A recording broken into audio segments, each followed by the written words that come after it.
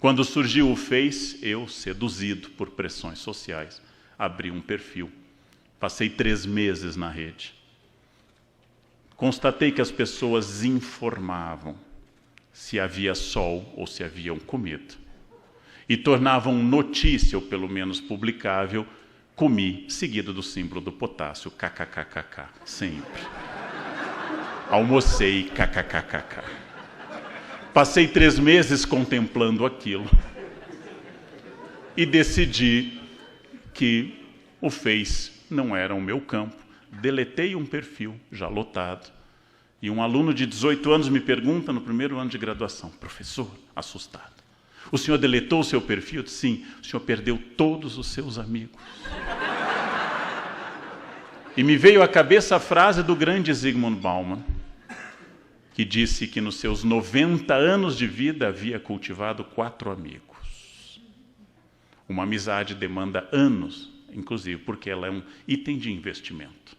Não é possível ter muitos amigos. É caro.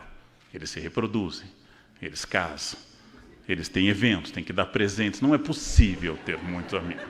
Apenas Roberto Carlos pode dispor de 1 milhão de amigos, devido à renda. Olhei para aquele aluno e percebi não que exatamente ele era inferior a mim. Obviamente não. Mas que ele dispunha de um conceito de amizade que não era o meu. Minhas amizades são pouquíssimas.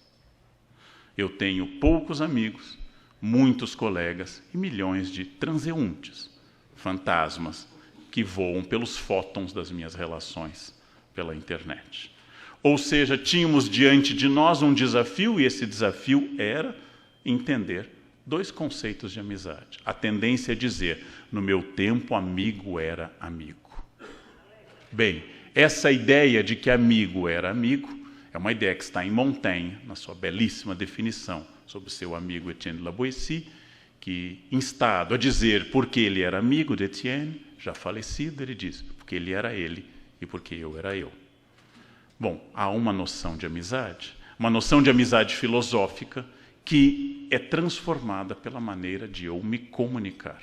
E quando eu me comunico através da internet, eu crio e eu sou inimigo daqueles que dizem que os jovens estão menos inteligentes hoje. Eu sou um inimigo figadal dessa ideia. Dou aula há 34 anos e meus alunos não são menos inteligentes hoje.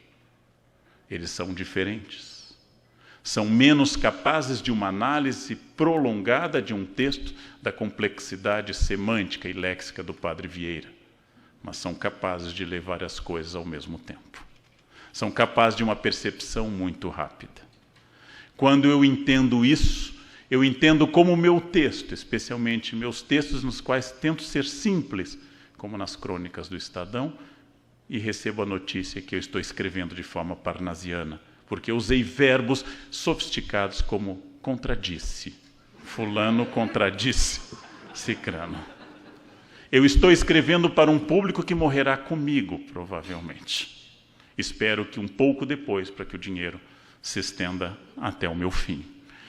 Mas, quando eu consigo entender que, através de imagens, de WhatsApp, esses jovens estão introduzindo uma outra maneira de pensar, e que isto não é inferior ao meu amado William Shakespeare, de quem sou admirador e tradutor, eu entendo que existem formas de comunicação.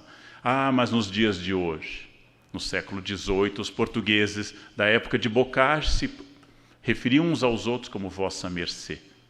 Os portugueses do XIX se referiam como você. Os portugueses do XX introduziram com a internet o termo um pouco semita, porque omite as vogais, VC. Provavelmente nossos netos usarão apenas o som do V, seguido de carinhas multiplicadas. Essas carinhas constituem um código hieroglífico que é inacessível a quem fez curso de datilografia. Eu não consigo adicionar as carinhas corretas que expressem de forma complexa. Funciona como uma espécie de língua do P, que precisa de uma prática muito grande. Então, a pergunta que eu faço é que as pessoas não estão mais próximas ou mais distantes. O mundo não era melhor sem a internet. E nem é pior com a internet. As pessoas estão diferentes. Ao fazer essa reposição da pergunta, eu começo a pensar de uma forma original.